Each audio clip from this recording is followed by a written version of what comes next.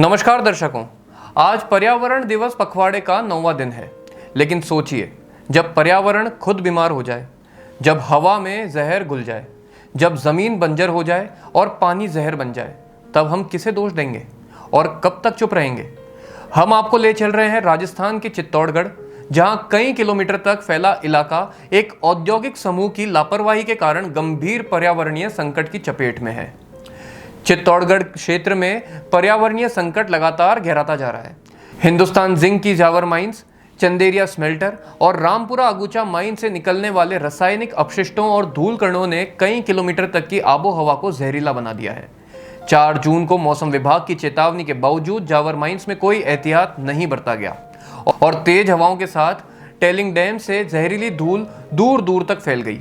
इसी तरह चंदेरिया प्लांट की ज़िरोफ्सी पहाड़ियों से उड़ती धूल ने भी पूरे वातावरण को प्रदूषित कर दिया। रामपुरा अगुचा में भारी ब्लास्टिंग, जमीन में दरारें और केमिकल युक्त अपशिष्टों का फैलाव यहां के जल स्रोतों को दूषित कर रहा है। स्थानीय लोगों की जिंदगी इससे बुरी तरह प्रभावित हुई है। किसानों की जमीन बंजर हो रही है, कुओं का पानी पीने लायक नहीं रहा और पशुओं की मौतें आम हो गई हैं। कुछ ग्रामीणों ने बताया कि उनके पशु जहरीले पानी के सेवन से मर चुके हैं और वे अब खेती से भी हाथ धो बैठे हैं। क्षेत्र में बेरोजगारी भी बढ़ी है, क्योंकि बाहर से आए लोगों को रोजगार में प्राथमिकता दी जा रही है। वहीं चित्तौड़गढ़ का वायु गुणवत्ता सूचकांक भी लगातार खराब हो रहा है। 9 जून 2025 को AQI 96 दर्ज किया गया, जो मॉडरेट श्रेणी में है, लेकिन बीते सप्ताह में यह आंकड़ा कई बार 110 तक पहुंचा है, जो स्वास्थ्य के लिए बेहद हानिकारक है।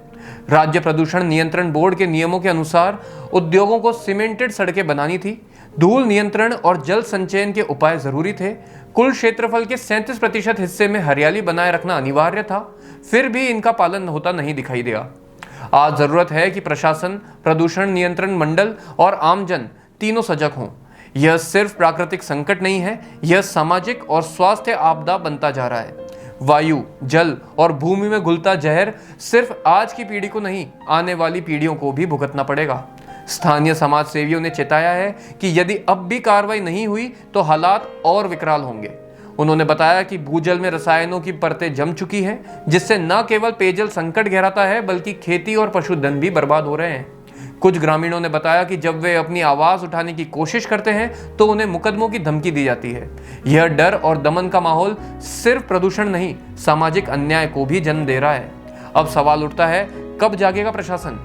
राजस्थान राज्य प्रदूषण नियंत्रण बोर्ड द्वारा निर्धारित मानकों की अनदेखी कैसे हो रही है? क्यों नहीं हर संयंत्र से नियमों की पूर्ण पालना करवाई जा रही है? आखिर इन प्रदूषण फैलाने वाले उद्योगों की जवाबदेही तय करेगा कौन? चित्तौड़गढ़ जैसी ऐतिहासिक और सांस्कृतिक पहचान रखने वाली भूमि यदि जहरीली गैसों और धूल के नीचे दम तोड़ती रही तो यह केवल पर्यावरणीय विफलता नहीं, बल्कि हमारी सामूहिक असफलता होगी। अब समय है जागने का, सवाल पूछने का और पर्यावरण को बचाने का।